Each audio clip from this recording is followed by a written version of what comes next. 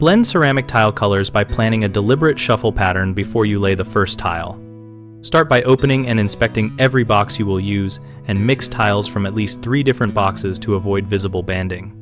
Lay out a row of tiles on the floor or a flat surface and step back to view how adjacent shades interact in natural and artificial light, then adjust your mix until transitions look even.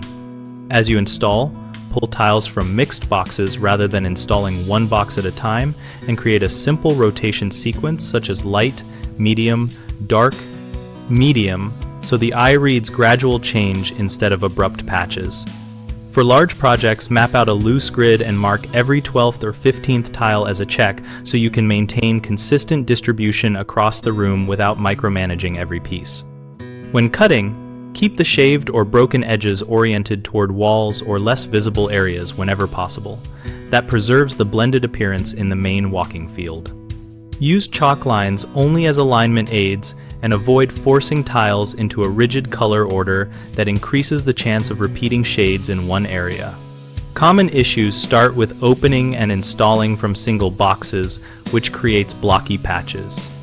Fix this by pre-mixing tiles and keeping a container or pile of mixed pieces at the work area so you always pick from a blended pool.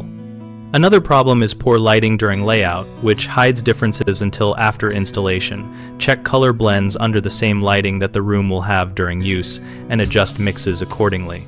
Third is inconsistent grout color, making blended tiles look uneven.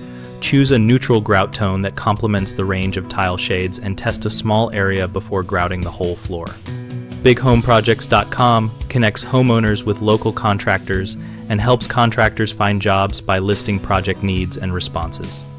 We also host an active discussion community where we and other users share real-world tips and photos to help you plan and execute blending strategies.